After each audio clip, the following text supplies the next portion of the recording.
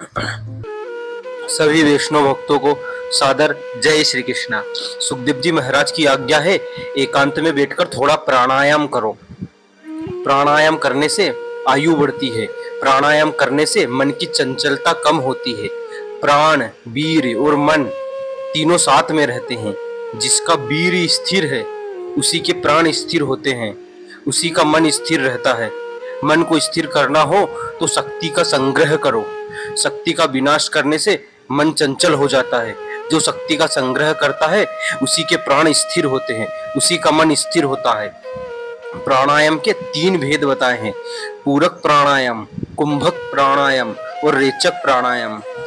भागवत का एक सिद्धांत है, भक्ति कभी मत छोड़ो। ज्ञान और योग भक्ति से ही सफल होते हैं। प्राणायाम भी भक्ति के साथ करो। आंख बंद करके बैठो, हृदय में थोड़ी नजर करो।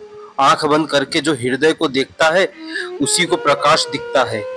हृदय में दिव्य प्रकाश है, जिस प्रकाश में आंख को देखने की शक्ति मिलती है। प्रत्येक के हृदय में प्रकाशमय परमात्मा है।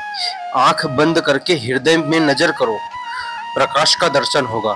फिर प्रकाश में कमल की भावना करो। एक सुंदर कमल है, दाहिने नाक से बाहर की वायु को धीरे धीरे अंदर खींचो। उस समय भावना करो कि मेरे भगवान हृदय कमल में आए हैं। उस समय श्री राम, श्री कृष्ण भगवान के नाम का जप करो। ऐसी भावना करो कि भगवान मेरे हृदय कमल में आए हैं। दाहिने नाक से प्राणवायु को अंदर खींचना, इसी का नाम पूरक प्राणायाम है। पूरक में भगवान अंदर आए हैं, ऐसी भावना करनी है।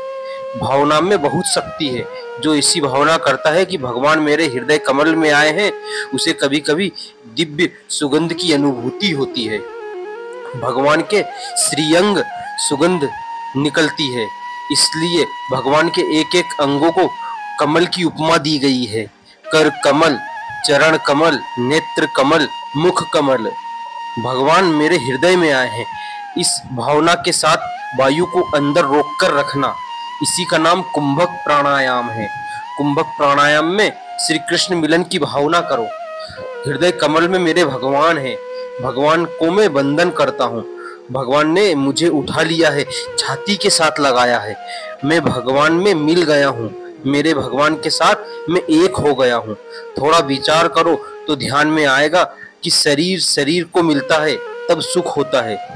शरीर को मिलने से सुख होता हो तो सब मिलने से भी सुख होना चाहिए। सब में हाथ पांव सब कुछ है, किंतु सब मिलने से सुख नहीं होता। जीव किसी जीव को मिलता है तब सुख होता है। जीव जब ईश्वर को मिलता है तब कैसा आनंद होता होगा। हृदय कमल में नारायण है, मैं भगवान का वंदन करता हूँ। मैं शरण में आया हूँ, मेरे भगवान अति उदार है, मेरे ऊपर उनकी बहुत कृपा है। मैं वंदन करता हूँ, तब भगवान ने मुझे उठा लिया है। किसी को भी भगवान से अलग मत करो। हमारे शास्त्रों में कहीं भी हरिजन का तिरस्कार नहीं किया गया है। शूद्र भगवान के चरणों से उत्पन्न हुए हैं। शूद्र का जो अपमान करता है वह भगवान के चरणों का ही अपमान करता है। सभी भगवान के अंग होने से सभी श्रेष्ठ हैं। हल्का तो वह है जो अपना धर्म छोड़ता है। जिसने अपना धर्म छोड़ा है वह हल्का है। ब्राह्मण संध्या गायत्री न करे वह श्रेष्ठ नहीं है। जो 3 दिन तक संध्या किए बिना खाता है वह शूद्र के जैसा हो जाता है। ब्राह्मण संध्या गायत्री न करे, अपना धर्म छोड़े, वह ब्राह्मण श्रेष्ठ नहीं है, वह हल्का है। जो अपने धर्म में स्थिर है वही श्रेष्ठ है। जो अपना धर्म छोड़ता है वह कनिष्ठ है। सभी भगवान के अंग है, कोई हल्का नहीं है। किसी को हल्का मानना नहीं। जो दूसरे को हल्का समझता है वही हल्का है। अपना धर्म जो छोड़ता है वही हल्का हो जाता है। सभी को भगवान का अंग मानो, किसी को भी भगवान से अलग मत करो। ये 5 उंगलियां है, अच्छी लगती है। 5 उंगलियां अच्छी क्यों लगती है? उंगलियां हाथ में है, हाथ शरीर में है। इस हाथ को कोई शरीर से अलग करे, उंगलियों को कोई शरीर से अलग करे तो उंगलियां अच्छी नहीं लगेंगी। किसी को भी भगवान से अलग मत करो।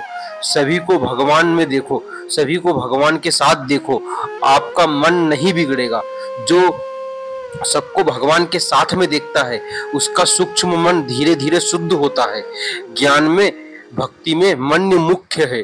ज्ञान और भक्ति में तन और धन दोनों गौण हैं। मानव तन से थोड़ी भक्ति करता है, धन से भक्ति करता है, मन से भक्ति करने वाले बहुत कम हैं। मन से भक्ति करने का अर्थ यह है कि मन भगवान को स्पर्श करे। मन शुद्ध हो तभी भगवान का स्पर्श कर सकता है। प्राणायाम करने से मन की शुद्धि होती है। विराट पुरुष की धारणा करने से सूक्ष्म मन की शुद्धि होती है। जय श्री कृष्णा।